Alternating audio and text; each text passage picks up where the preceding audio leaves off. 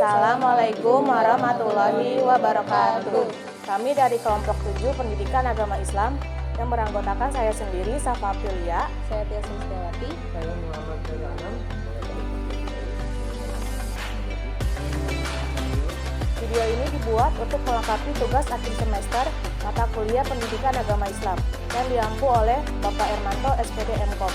Video ini akan menjelaskan tentang beriman kepada Nabi dan Rasul yang akan disampaikan oleh Bapak Jamaluddin.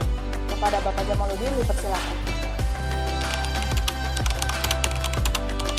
Assalamualaikum warahmatullahi wabarakatuh. Waalaikumsalam warahmatullahi wabarakatuh. Terima kasih kepada adik-adikku. Mudah-mudahan di pertemuan ini kita bisa mengambil hikmah dan pelajaran untuk bagi kehidupan kita sehari-hari dan memetik dari kisah para nabi dan rasul. Mudah-mudahan dengan adanya silaturahim ini kita bisa menjaga ukhuwah Islamnya, khusus dari saya untuk adik-adik saya. Memetik dari kisah para nabi dan rasul, hikmahnya yaitu adalah ketika Nabi Muhammad SAW mempunyai sifat yang dinamakan tabligh, amanah, fatonah, dan itu adalah sifat wajib bagi Rasul. Jadi kalau misalkan tidak mempunyai sifat seperti itu, Allah Subhanahu wa Ta'ala tidak memberi dia gelar Nabi dan Rasul. Jadi setiap Nabi dan Rasul itu mempunyai amanah, fatonah, dan sidik. Bagi yang Rasul ada tabligh. Tabligh itu menyampaikan. Kalau Nabi tidak untuk menyampaikan, tapi kalau Rasul disuruh untuk menyampaikan. Mungkin itu. Terima kasih dari saya.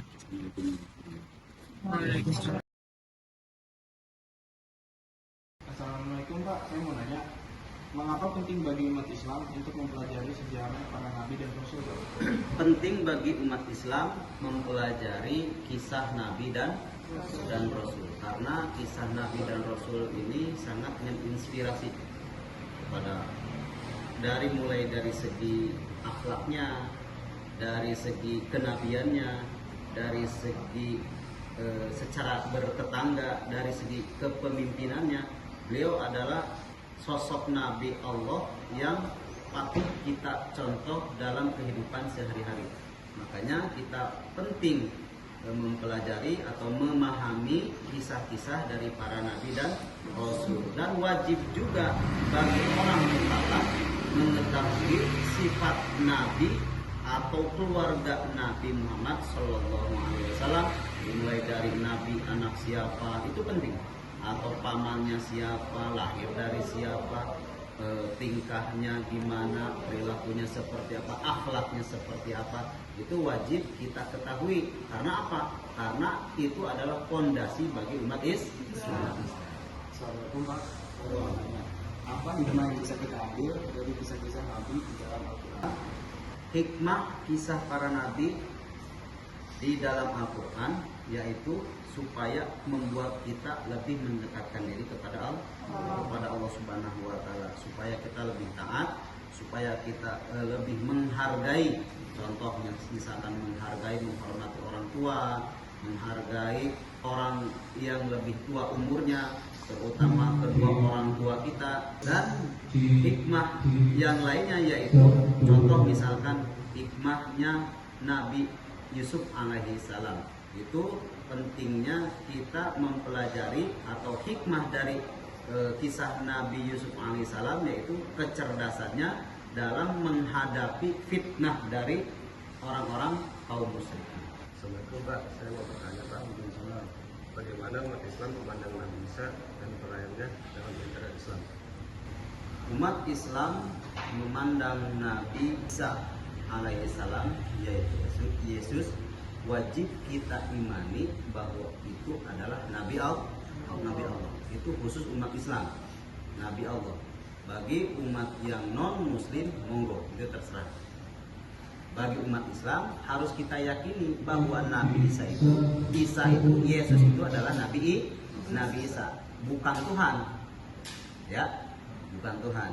Nabi Isa itu bukannya disalib, tapi Allah mengganti dengan orang yang mirip Nabi Isa.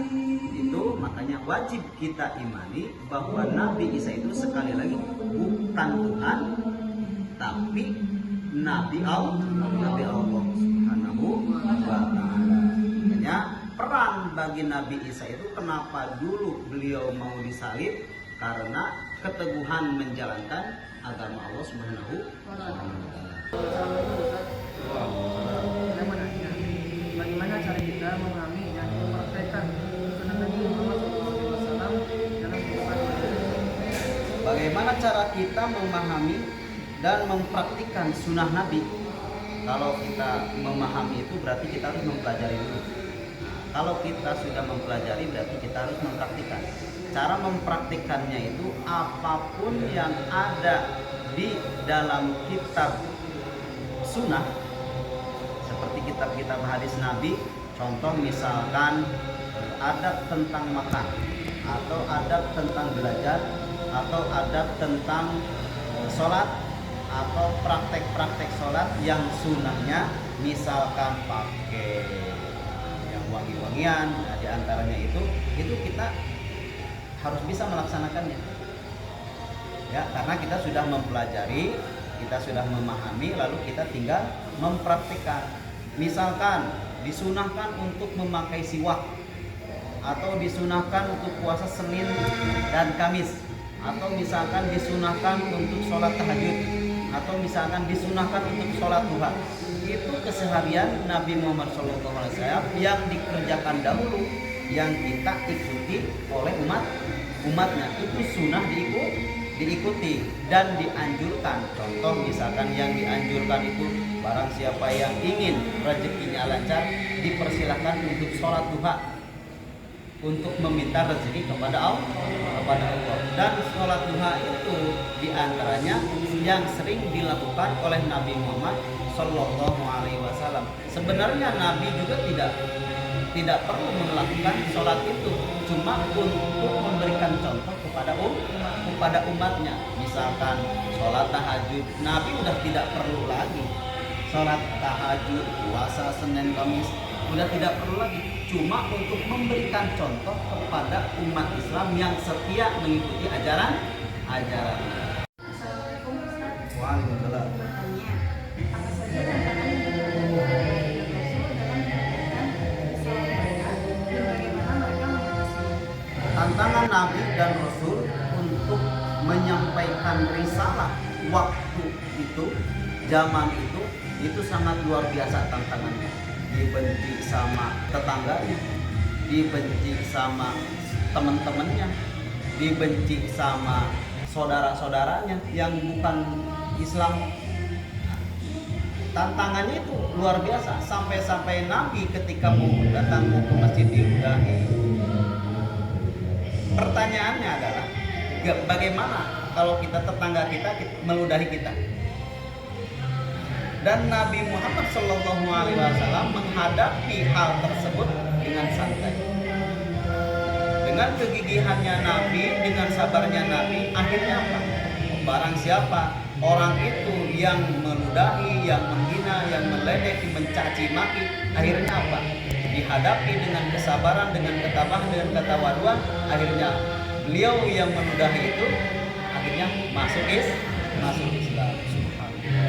Assalamualaikum Pak, saya mau bertanya, apa sih perbedaan yang mendasar antara Nabi sama Rasul menurut pandangan Islam? Perbedaan Nabi dan Rasul tadi kategorinya adalah apa sih bedanya Nabi dan Rasul? Semuanya sama, cuma bedanya satu. Kalau yang disebut Nabi yang dipilih oleh Allah Subhanahu wa Ta'ala, yaitu laki-laki, balik, berakal, cerdas, pintar, dan tidak untuk mentabligkan, menyampaikan ceramah-ceramah kepada umatnya. Beda sama Rasul. Kalau Rasul itu sama, laki-laki, balik, berakal, pintar, cerdas, jujur, dan wajib untuk menyampaikan. Itu yang disebut siddiq, amanah, tabligh, dan fatona. Itu bedanya antara Nabi dan Rasul. Bedanya cuma apa? Cuma menyampaikan. Nah ya, kalau Nabi tidak untuk menyampaikan, kalau Rasul disuruh untuk menyampaikan ajaran Islam yang diberikan oleh Allah Subhanahu wa Ta'ala. Pada adik-adikku, pada malam hari ini, mudah-mudahan kita diberikan keberkahan Allah Subhanahu wa Ta'ala dengan berkumpulnya kita di sini untuk menyambung tali silaturahim antara saya dengan adik-adik yang sangat saya hormati. Sedikit untuk menutup kumpulan ini atau haflah ini, mudah-mudahan apa yang saya sampaikan itu bermanfaat dan dipraktekkan dalam keseharian, mau itu di lingkungan, mau itu di kampus, mau itu dimanapun, mudah-mudahan bisa mempraktekkan untuk kesehariannya. Contoh misalkan seperti tadi, berjamaah sholat 5 waktu, atau puasa Senin Kamis, atau sholat duha, sholat tahajud, sholat witir, atau puasa Ramadan yang wajibnya, mudah-mudahan kita bisa melaksanakan dan diberikan oleh Allah Subhanahu wa Ta'ala keistiqomahan. Ya, mudah-mudahan diberikan keistiqomahan untuk menjalankan syariat Nabi Allah Subhanahu wa Ta'ala. Mungkin dari saya, kurang lebihnya mohon maaf bila mana ada kesalahan, mohon dibukakan pintu maaf sebesar-besarnya. Terima kasih. Wassalamualaikum warahmatullahi